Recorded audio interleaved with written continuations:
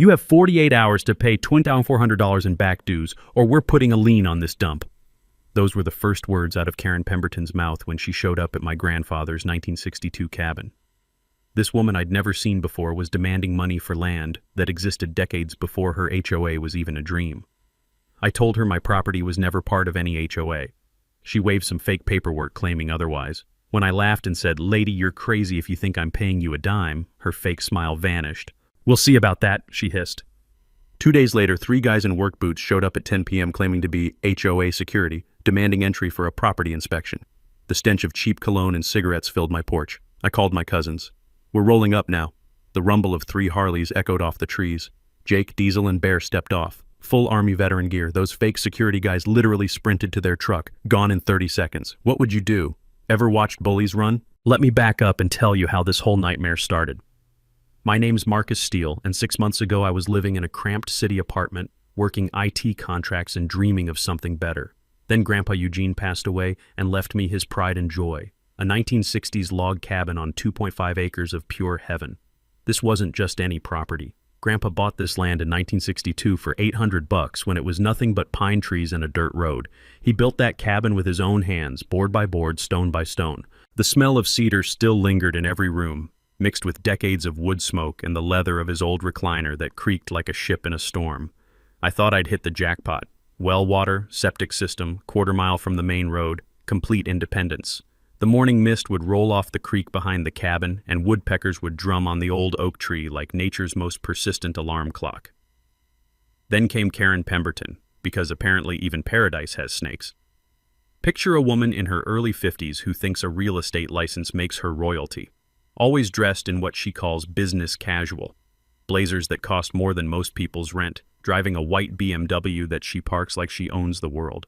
Her perfume could choke a horse and her smile could freeze hellfire. Karen lives in Willowbrook Estates, this collection of McMansions that sprouted up in 2018 like mushrooms after rain.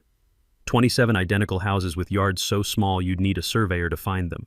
Every mailbox the same shade of beige, every lawn cut to regulation height because God forbid someone express individuality.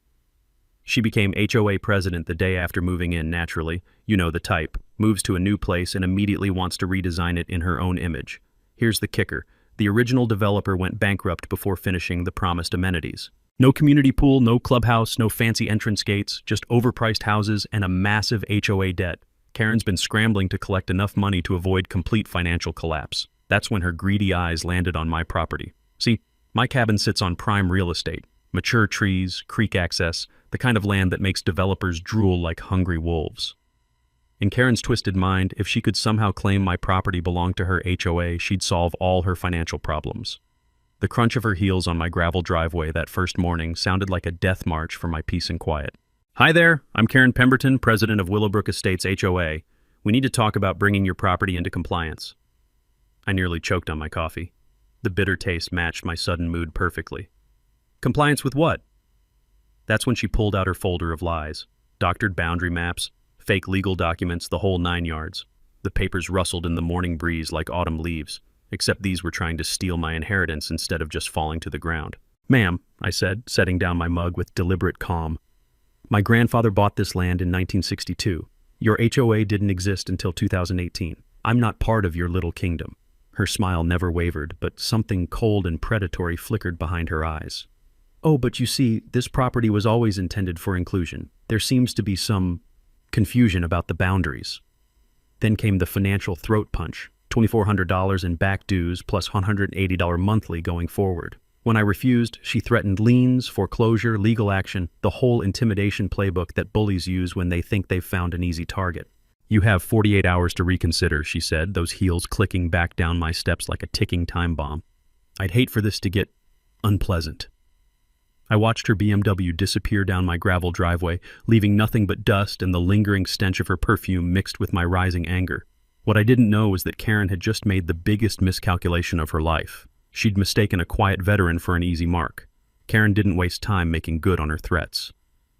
48 hours later, I woke up to find my property looking like a Christmas tree, if Christmas trees were decorated with bright orange violation notices instead of ornaments. She'd been busy. Every fence post, every tree near the driveway, even my mailbox, all sporting zip-tied notices fluttering in the morning breeze like surrender flags. The crinkle of paper echoed through the morning air as I tore them down one by one. I pulled one off and nearly laughed out loud. Violation, unapproved rustic structures. They were talking about my grandfather's hand-built cabin, the same cabin that had weathered 40 years of storms and housed 3 generations of my family. Another one, violation, non-conforming vegetation. Karen apparently had a problem with my oak trees. You know, the ones that were there when her parents were still in diapers. My personal favorite, violation, commercial vehicle on residential property. She was citing my work van, a plain white Ford that I use for IT service calls. Apparently having a job was against HOA regulations now, though I remembered reading somewhere that HOAs can't actually restrict work vehicles unless it's specifically written into the original covenants. The final notice announced a mandatory compliance inspection scheduled for the following Tuesday at 9 a.m. sharp. Karen would be arriving with her architectural review board to assess the full extent of my violations. Time for some research. I spent the next 6 hours at the county clerk's office, surrounded by dusty filing cabinets and the musty smell of old documents. The clerk, a friendly woman named Betty who'd worked there since the Carter administration, helped me dig through decades of property records. "Honey," she said, adjusting her reading glasses, "your grandfather's deed is crystal clear. This property was explicitly excluded from all development agreements. See this notation here? Parcel 47B reserved from subdivision. That means hands off." I photographed everything. The original 1962 deed, the 1985 boundary survey, the 2018 Willowbrook development plat that clearly showed my property as separate. Betty explained that once property boundaries are legally established and recorded, they can't be changed without the owner's written consent, something my grandfather never gave because he died before Willowbrook even existed. But Karen wasn't playing by legal rules. She escalated to social media warfare. That evening, while eating leftover pizza that tasted like cardboard thanks to my stress levels, I discovered her Facebook post. "Concerned about problem property affecting our beautiful neighborhood. Some people think rules don't apply to them. Property values matter. # Willowbrook states # property standards." The comments were pure gold. Half the neighbors defending Karen like she was leading a holy crusade, the other half asking what the hell she was talking about. One brave soul named Dolores Martinez commented, "Karen, that cabin was there before any of us. Maybe worry about your own property?" I screenshotted everything. My army training had taught me that documentation wins wars, whether you're fighting insurgents or suburban tyrants with too much time on their hands. Tuesday morning arrived with Karen's architectural review board, which turned out to be Karen, her husband Dale, who looked like he'd rather be getting a root canal, and some guy in a cheap suit who kept checking his phone like he was being held hostage. They marched around my property like generals inspecting battlefield damage. The smell of Karen's overpowering perfume mixed with morning dew created this sickly sweet fog that followed her everywhere. She dictated notes into her phone while pointing at perfectly normal things. Wood siding non-compliant with neighborhood standards. Gravel driveway creates dust issues. Fire pit represents safety hazard. That's when my neighbor Dolores appeared at my door. She was 68, built like a linebacker, and had the kind of weathered face that spoke of zero tolerance for nonsense. "Marcus, honey, I need to warn you about something," she said, glancing nervously over her shoulder. Karen did this same thing to the Hendersons 2 years ago, elderly couple who lived here 30 years. She harassed them until they sold and moved to a retirement home. What was her angle? She filed complaint after complaint with the county, made their lives miserable with inspections, fines, legal threats. They couldn't afford to fight back. Dolores's voice hardened. "That woman's got a pattern. She targets people she thinks can't defend themselves." The pieces clicked into place. Karen wasn't just desperate for money. She was systematically driving out anyone who didn't fit her vision of the perfect neighborhood. I'd read about this tactic in a property law article once. It's called selective enforcement, where HOAs deliberately target specific homeowners to force them out. "There's more," Dolores continued. 3 other families have moved away in the past 2 years, all after Karen's special attention. She's like a cancer spreading through the community. That evening brought Karen's latest gift, a formal notice scheduling daily inspections until I came into full compliance. Daily. The audacity was breathtaking, and probably illegal, since property owners have rights against harassment even from HOAs. Karen had made one crucial mistake, though. I wasn't some helpless elderly couple or intimidated newcomer. I was a veteran who dealt with actual threats, not suburban wannabe dictators with clipboards and delusions of authority. Time to show her the difference between harassment and real warfare. Karen's next move came faster than I expected. 3 days after her little inspection theater, I got a surprise visit from the county code enforcement officer, a tired-looking guy named Rodriguez who apologized before he even introduced himself. "Sorry to bother you, Mr. Steele. Got a complaint about unpermitted business operations and potential sewage violations. I have to follow up on everything that comes through the office." I handed him my permits, all current, all legitimate. He walked around the property, tested the septic system, checked my electrical work. The man was thorough, professional, and clearly annoyed at having his time wasted. "Everything's perfect," he said, scribbling notes on his clipboard. "Whoever filed this complaint either doesn't know what they're talking about or they're deliberately wasting county resources." The disgust in his voice was unmistakable. "Between you and me, this smells like retaliation." After he left, I called the sheriff's office. Deputy Martinez, no relation to my neighbor Dolores, came out that afternoon. He was a younger guy with the kind of steady demeanor that comes from dealing with petty complaints all day. "I can't arrest someone for filing false reports unless there's a clear pattern of malicious intent," he explained, the leather of his gun belt creaking as he shifted his weight. "But I can document this as harassment. Keep records of everything." That evening, I installed security cameras around the property. 4 high-definition units with night vision and cloud backup, the kind of setup that would make a surveillance expert proud. If Karen wanted to play games, I'd make sure every move was recorded. Good thing I did. 2 nights later, the cameras caught something interesting. Around 2 a.m., footprints appeared in the soft dirt around my cabin's foundation. Someone had been walking the perimeter, testing windows, checking door locks. The motion sensors picked up movement, but whoever it was stayed just outside the camera angles, like they knew where the blind spots were. I'd learned about this kind of reconnaissance in the military. Someone was gathering intelligence, looking for vulnerabilities. The bitter taste of adrenaline filled my mouth as I realized Karen's escalation was getting serious. But she wasn't done yet. The next morning brought a new nightmare.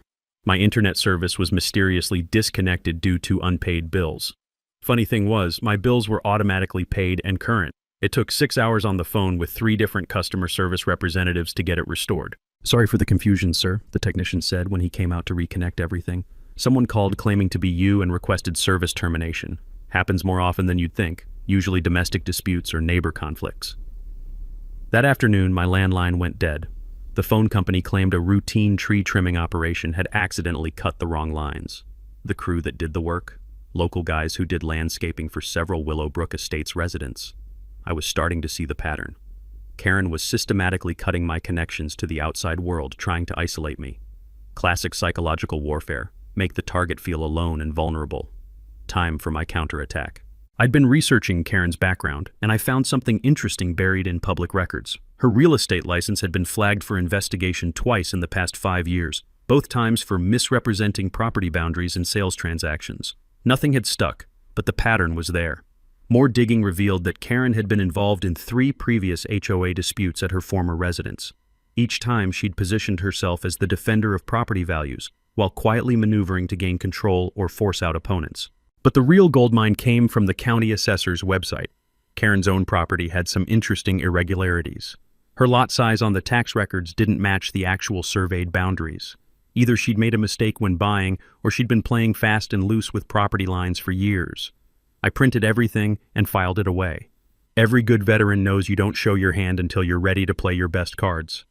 Meanwhile, Karen was rallying her troops. She scheduled an emergency HOA meeting to discuss the ongoing security threat posed by my property. The agenda, posted on the community Facebook page, was a masterpiece of fear-mongering. Dangerous elements, property value deterioration, community safety concerns. She was painting me as some kind of terrorist threat because I refused to pay her extortion money. My neighbor Dolores knocked on my door that evening, bringing homemade cookies that smelled like heaven and news that tasted like vinegar. "The meeting's tomorrow night," she said, settling into my grandfather's old porch chair with a weary sigh. "Karen's got people scared, talking about your military background like you're some kind of ticking time bomb." What are people saying? Mixed bag. Some folks are buying her nonsense, especially the newer residents who don't know better. But others remember the Hendersons and how Karen drove them out. There's starting to be pushback. That night, as I sat on my porch listening to the distant rumble of traffic on the main road, I realized Karen had made a crucial error. She was so focused on portraying me as a threat that she'd forgotten something important. This community had other people who remembered what life was like before her reign of terror. The resistance was forming, and Karen didn't even know it yet. Karen's emergency HOA meeting was a circus, and she was the ringmaster. 23 residents packed into the community center that reeked of stale coffee and industrial carpet cleaner. Karen had prepared a PowerPoint presentation because nothing says legitimate concern like pie charts about property values. She'd done her homework. Photos of my cabin from every unflattering angle, making it look like some kind of survivalist compound. Charts showing property values in other neighborhoods where non-conforming structures had allegedly caused market decline. Even a printed timeline of my escalating aggressive behavior, which apparently included the crime of refusing to pay her fake fees. This individual has shown complete disregard for community standards, Karen announced, clicking through slides with the confidence of someone who'd never been challenged. His military background raises serious concerns about his stability and potential for violence. I sat in the back, recording everything on my phone. Amazing how quickly "thank you for your service" becomes "dangerous veteran" when it suits someone's agenda. But Karen's masterstroke was bringing in her brother-in-law, City Councilman Richard Pemberton. Apparently, being married to Karen's sister qualified him as an expert on neighborhood safety.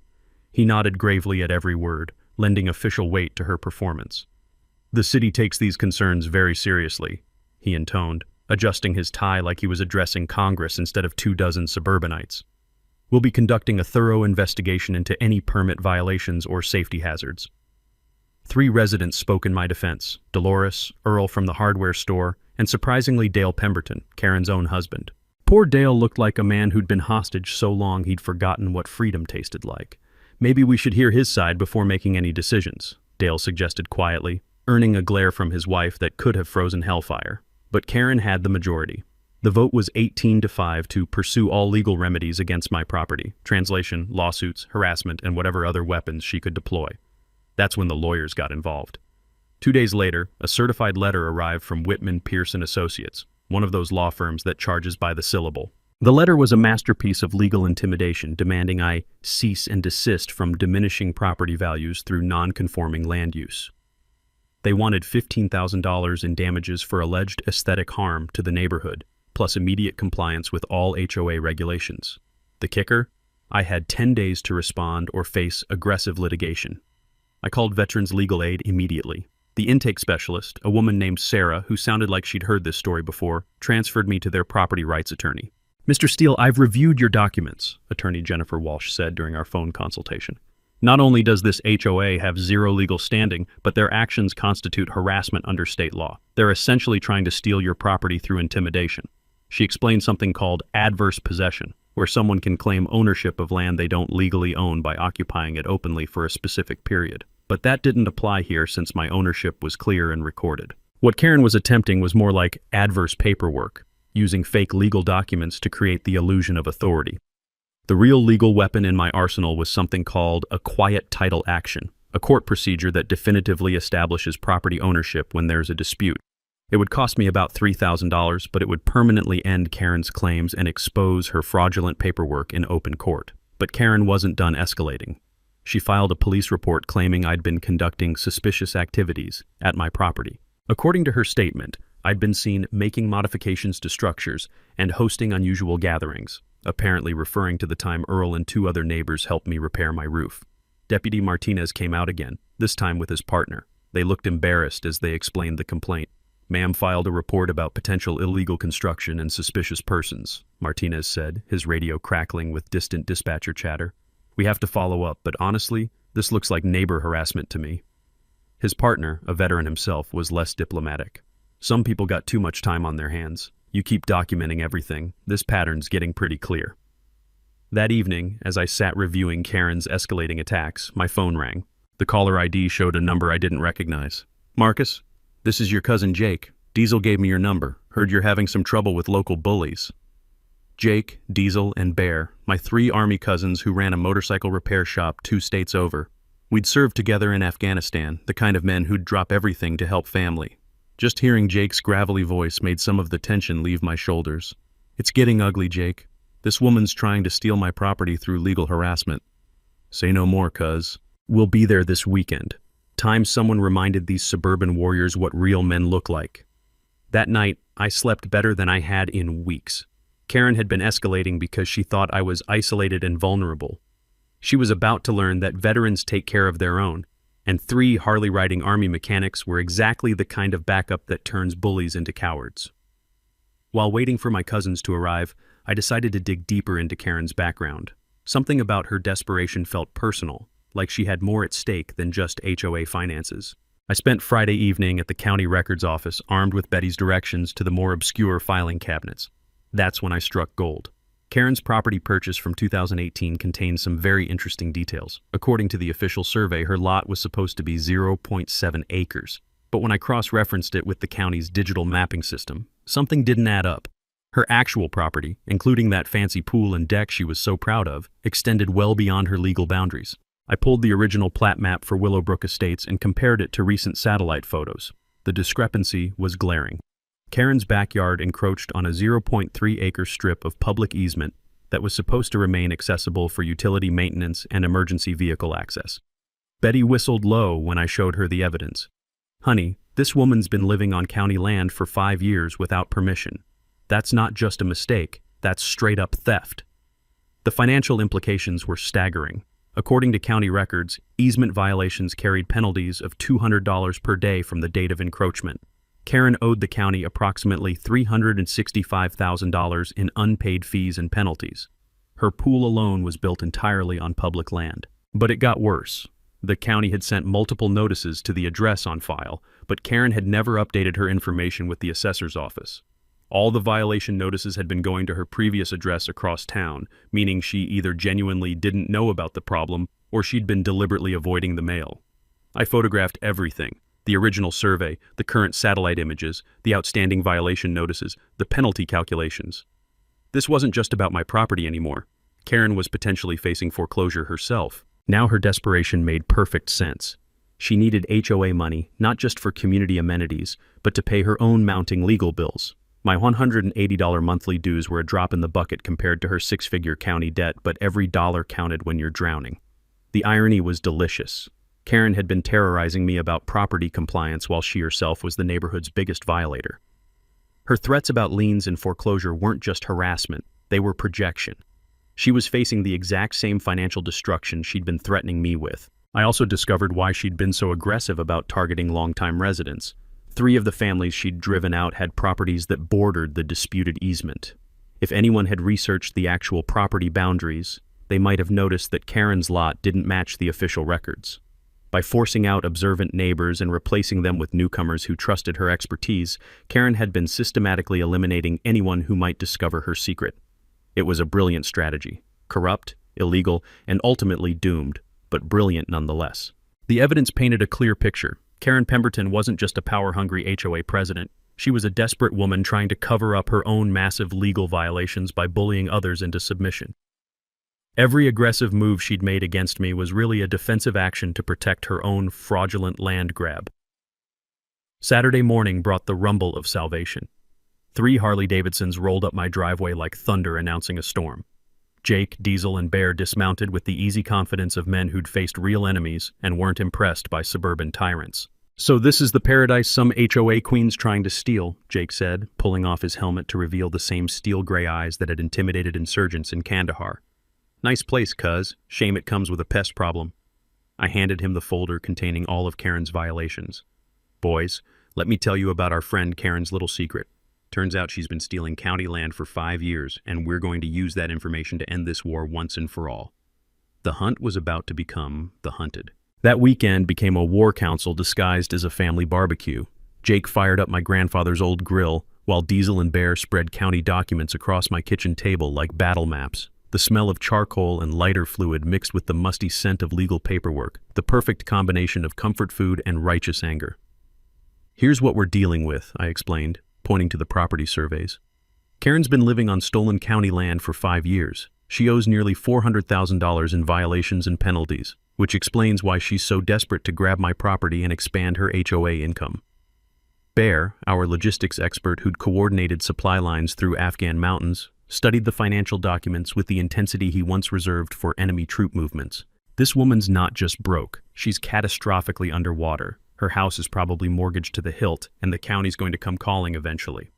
Diesel, whose military police background had taught him about evidence collection, was already organizing everything into chronological order. "We've got her cold on the land theft, but we need to be smart about how we use this information. Drop it too early and she'll lawyer up and disappear. Wait too long and she might skip town. Jake flipped stakes while outlining our strategy. First rule of psychological warfare: let the enemy defeat themselves. Karen's been escalating because she thinks she's winning. We need to give her enough rope to hang herself.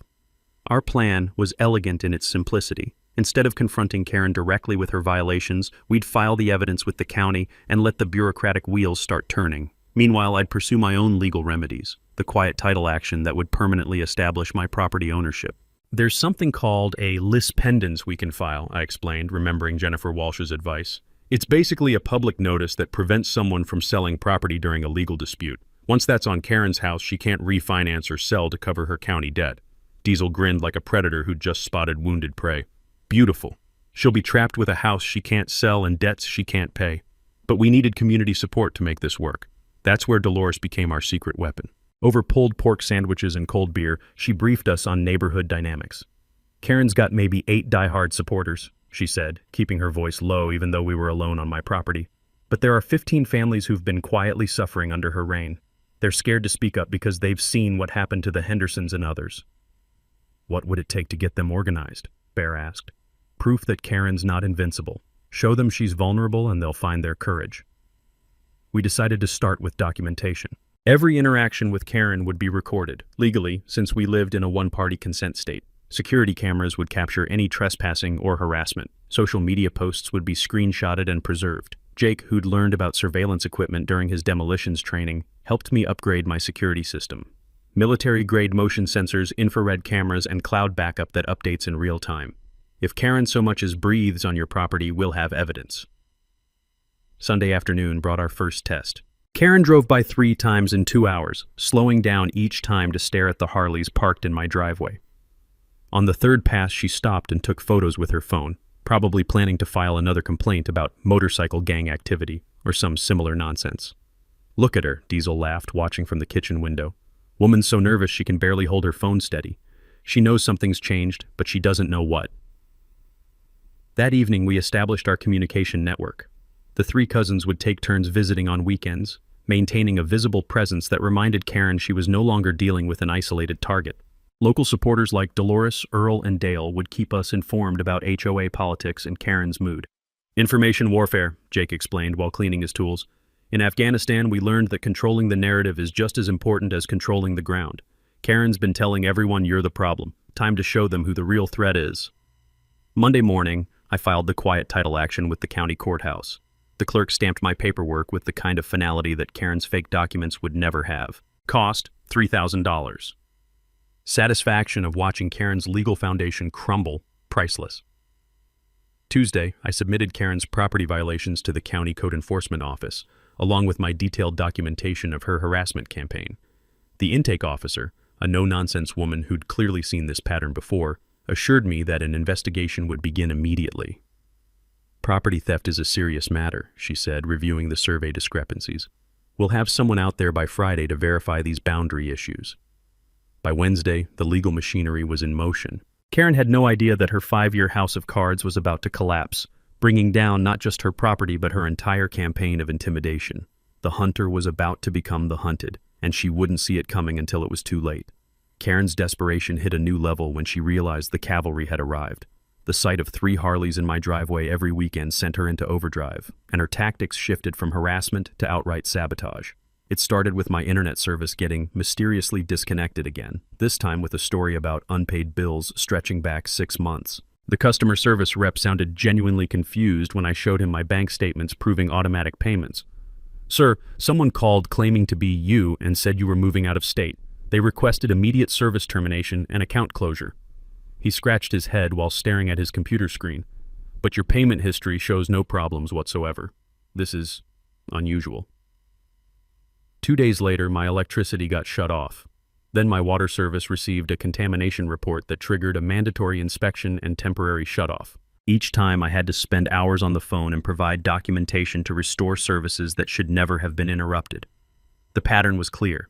Karen was systematically trying to make my property unlivable. If she couldn't force me out through legal threats, she'd make staying so miserable that I'd leave voluntarily. But her biggest mistake was targeting my livelihood. 3 of my regular IT clients received anonymous calls claiming I was under investigation for fraud and suggesting they find alternative service providers. One client, a small business owner named Thompson, called to warn me. Marcus, I got the weirdest call yesterday. Some woman claiming to be from a business standards organization said you were involved in some kind of scam. I told her she was nuts, but thought you should know. The taste of rage filled my mouth like copper pennies. Attacking my property was one thing, but going after my income crossed a line that even desperate people shouldn't cross. I immediately called Jennifer Walsh, my attorney. This is entering criminal territory, she said after I explained the latest escalation. Interfering with someone's business relationships through false statements can be prosecuted as defamation and intentional interference with contract. Document everything. That evening, Karen escalated to physical intimidation. Around 9 p.m., a truck drove slowly past my cabin 3 times, spotlights searching my property like I was some kind of fugitive. The 4th pass, they stopped and sat there idling for 20 minutes, engine rumbling like a mechanical threat. My security cameras caught everything in crystal clear detail. License plate, truck model, even the faces of the 2 men inside. A quick online search revealed the vehicle belonged to Karen's landscaping company, the same crew she'd used as fake HOA security. I called Deputy Martinez. They're not technically trespassing since they're on the public road, he explained, but this is clearly harassment. I'll have a patrol car swing by more frequently, and I'm adding this to your documentation file. But Karen's nuclear option was still coming. The next morning brought a knock from a federal investigator, a serious woman in a dark suit who introduced herself as Agent Sarah Reese from the Department of Veterans Affairs Office of Inspector General. Mr. Steele, we've received allegations that you may be fraudulently claiming disability benefits while operating a lucrative business from an undisclosed luxury property. I need to ask you some questions. My blood pressure spiked so fast I could hear my heartbeat in my ears. Someone had reported me for disability fraud, one of the most serious accusations a veteran can face. The penalties included prison time and forfeiture of all benefits. Agent Reese, I've been completely honest about my income and living situation. My disability rating is legitimate, and my business earnings have been properly reported to the IRS. She spent 2 hours reviewing my financial records, medical documentation, and business licenses. The smell of her coffee mixed with my nervous sweat as she methodically verified every detail of my life. Mr. Steele, whoever filed this complaint either has a serious misunderstanding of disability law or they're deliberately wasting federal resources. Your situation is completely legitimate. Her expression hardened. Filing false reports to federal agencies is a felony. Do you have any idea who might want to cause you this kind of trouble? I handed her the folder documenting Karen's harassment campaign. Agent Reese's eyebrows rose as she read through the timeline of escalating attacks. This is a clear pattern of retaliation and harassment. I'm going to recommend that our office investigate whoever filed this false report. Making fraudulent accusations against veterans is something we take very seriously. That afternoon, Jake called with news that made my day brighter. Because we've been asking around about your Karen problem. Turns out she's got a reputation in the veterans community. 3 other vets in different neighborhoods have complained about her targeting them specifically. Word's getting out and people are pissed. What kind of people? The kind who ride motorcycles and don't appreciate bullies who attack disabled veterans. His voice carried the promise of consequences. Let's just say Karen's about to discover that the veteran community looks after its own. That evening, as I sat on my porch watching the sunset paint the sky orange and purple, I realized Karen had made her biggest mistake yet. By attacking my military service and disability status, she'd crossed from neighborhood harassment into something much more serious. She'd picked a fight with the entire veteran community, and they were starting to notice. Karen's final desperate gambit arrived, disguised as professional help. She hired a private investigator, a sleazy-looking guy in a wrinkled suit who spent 3 days parked across from my property, taking photos and making notes like he was building a case for the FBI. His name was Doug Kramer, according to the business card he accidentally dropped in Earl's hardware store parking lot. Earl, bless him, picked it up and brought it straight to me. A quick online search revealed that Kramer specialized in domestic surveillance and asset investigation, the kind of PI who takes money from bitter ex-spouses and paranoid business partners. He's been asking questions around town, Dolores reported during one of our evening strategy sessions, wanting to know about your finances, your military service, whether you have any criminal history. Real subtle, like a bull in a china shop. But Karen's investigation backfired spectacularly. Instead of finding dirt on me, Kramer's questions reminded people about Karen's own questionable behavior. Several neighbors started asking why she was so obsessed with one property owner, and why she was spending HOA money on private investigators instead of community improvements. Her next move was even more desperate. Karen organized a citizens' safety patrol to monitor my property for suspicious activity. 5 volunteers in reflective vests would take shifts driving past my cabin, supposedly watching for code violations and dangerous behavior. The irony was thick enough to cut with a knife. The woman who'd been trespassing, harassing, and filing false reports was now positioning herself as the neighborhood's protector against my alleged threat to public safety. Thursday evening brought the moment I'd been waiting for. County Code Enforcement Officer Rodriguez returned with a surveyor and a very official-looking clipboard. They spent 4 hours measuring Karen's property boundaries with laser precision equipment, their voices carrying across the evening air as they discussed significant discrepancies and unauthorized structures.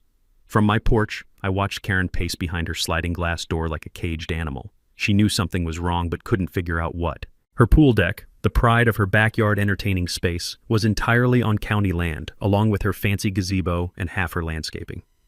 Friday morning delivered the crushing blow. A large yellow notice appeared on Karen's front door. Stop work order, unauthorized use of public easement. The county had officially shut down any improvements to her property and demanded immediate removal of all structures built on public land. The notice was visible from the street, which meant every neighbor driving past could see that the woman who'd been lecturing everyone about compliance was herself a major violator. The smell of Karen's humiliation seemed to drift through the air like smoke from a house fire. But rather than accept defeat, Karen doubled down with a move so outrageous it left me speechless. She called a press conference. Local news crews actually showed up. Apparently slow news days make HOA disputes seem newsworthy. Karen positioned herself in front of her Willowbrook Estate sign, speaking into microphones with the confidence of someone who'd completely lost touch with reality. "This is about property rights and community standards," she declared, her voice quavering with artificial emotion. "Veterans deserve our respect, but they shouldn't be above the law. This individual has turned our peaceful neighborhood into a war zone with his intimidation tactics and biker gang associates." The reporter, a young woman who clearly hadn't done her homework, ate it up. "What specific threats have you received, Mrs. Pemberton?" "Motorcycles roaring through our streets at all hours. Strange men conducting surveillance. My family doesn't feel safe in our own home." Karen dabbed at her eyes with a tissue, though I noticed the tears were more crocodile than genuine. But karma has a sense of timing. Right in the middle of Karen's performance, a county truck pulled up with code enforcement blazoned on the side. Officer Rodriguez climbed out with a stack of violation notices thicker than a phone book. "Mrs. Pemberton, I need to serve you with these citations for unauthorized construction on public easement. You have 30 days to remove all structures or face daily fines of $500. The cameras captured everything. Karen's face went from martyred victim to deer in headlights in about 3 seconds. The reporter's expression shifted from sympathetic to predatory as she realized the story had just taken an unexpected turn. "Ma'am, are you saying the county is wrong about these violations?" the reporter pressed, suddenly much more interested in facts than feelings. "No comment," Karen stammered, practically fleeing toward her house while Rodriguez continued reading her rights regarding the easement violations. That evening, Jake called with the news I'd been hoping to hear. "'Cause you're not going to believe this. Word about Karen's anti-veteran harassment has reached some people who don't appreciate that kind of behavior. Tomorrow's Saturday, and we're organizing a little community support ride." "How little?" "Oh, about 50 bikes worth of little. Time to show this neighborhood what real community solidarity looks like." Saturday morning, I woke to the distant rumble of approaching thunder. Karen's war against one veteran was about to become a confrontation with dozens of them, and her small army of suburban supporters was about to meet people who'd faced actual combat. The final battle was coming, and Karen had no idea how badly she'd miscalculated her enemy. Saturday arrived with the rumble of justice rolling down every street in Willowbrook Estates. 53 Harley-Davidsons formed a convoy that stretched 3 blocks, each bike carrying a veteran who'd heard about Karen's campaign against military families. The sound was like controlled thunder, echoing off the McMansions and rattling windows in their perfectly uniform frames. Karen had scheduled her emergency community safety meeting for 2 p.m. at the community center, expecting to rally support for her final push against my property. What she got instead was a parking lot full of American flags, leather jackets, and the kind of men and women who don't back down from bullies. I walked into that meeting carrying a folder that would end Karen's reign of terror forever. The community center reeked of nervous sweat and cheap coffee, packed with twice as many people as it was designed to hold. Karen stood at the front with her PowerPoint projector, but her usual confidence had evaporated like morning dew. Ladies and gentlemen, she began, her voice shakier than autumn leaves, we're here to address the ongoing security threat posed by certain elements in our community. That's when I stood up. Karen, before you continue with your presentation, I think the community deserves to know some facts about property violations and theft. The room went dead silent. Karen's face turned the color of spoiled milk as I walked to the front, my footsteps echoing on the linoleum floor like a countdown timer. 5 years ago, when you bought your house, you apparently had some confusion about where your property lines actually ended. I connected my laptop to the projector, replacing her fear-mongering slides with county survey maps. According to these official documents, your pool, deck, and gazebo are built entirely on stolen county land. The gasps from the audience sounded like air being sucked out of the room. Karen tried to interrupt, but I kept going.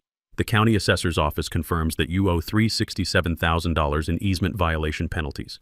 That's why you've been so desperate to expand HOA membership and collect fees. You need money to cover your own massive legal debts. I clicked to the next slide, a timeline of Karen's harassment campaign. Every threat, every false police report, every attempt to destroy my livelihood, all documented and recorded. You've spent months accusing me of being a threat to this community while you've been the one stealing public land and terrorizing your neighbors. Karen finally found her voice. This is a setup. He's been planning this attack. That's when Deputy Martinez stood up from the back of the room. Ma'am, I'm going to need you to come with me. We have warrants for your arrest on charges of filing false police reports, harassment, and fraud. The room exploded. Half the people started cheering, while Karen's remaining supporters looked like they'd been slapped with reality. But the real shock came when Agent Reese from the VA stepped forward. Mrs. Pemberton, you're also facing federal charges for filing fraudulent reports against a disabled veteran. Making false accusations to federal agencies carries a penalty of up to 5 years in prison. Karen's legs gave out. She collapsed into a folding chair, her face cycling through denial, anger, and finally, the hollow stare of someone whose entire world was crumbling in real time. But I wasn't done yet. There's one more thing this community needs to know, I announced, pulling out the final document. The county has completed its investigation into Karen's property theft. Her house is being placed under immediate lien for the violation penalties. She can't sell, refinance, or transfer ownership until the debt is paid.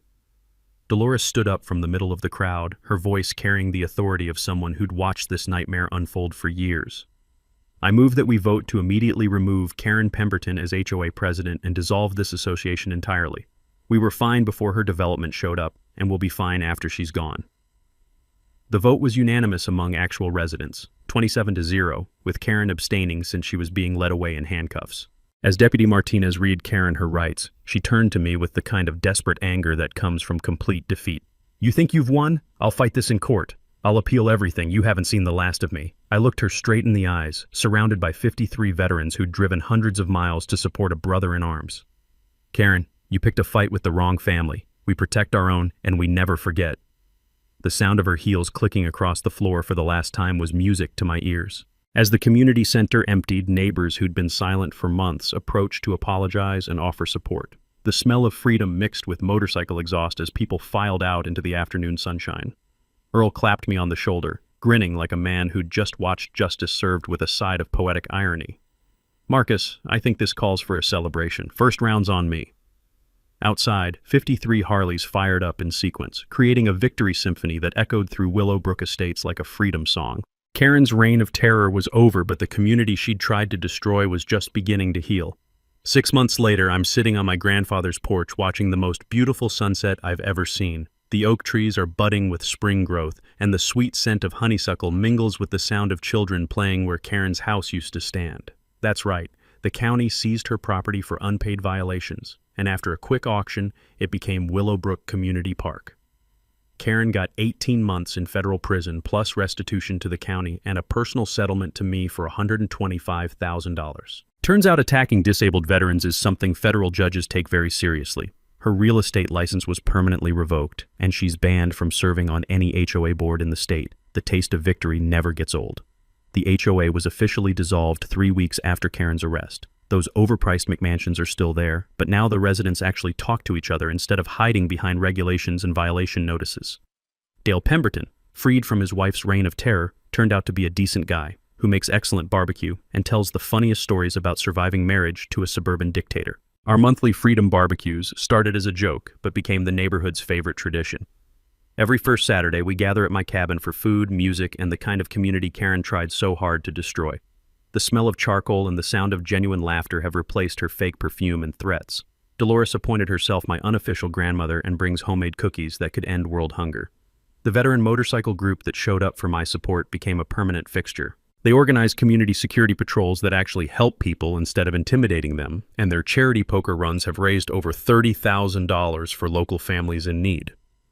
The rumble of their bikes on Saturday mornings sounds like freedom itself, but the real victory was what we built from Karen's settlement money. The Grandfather Eugene Memorial Scholarship provides college funding for children of disabled veterans. 8 kids got full rides this year, including little Maria Martinez, Dolores' granddaughter who wants to be a lawyer so she can fight bullies like Grandpa Marcus did.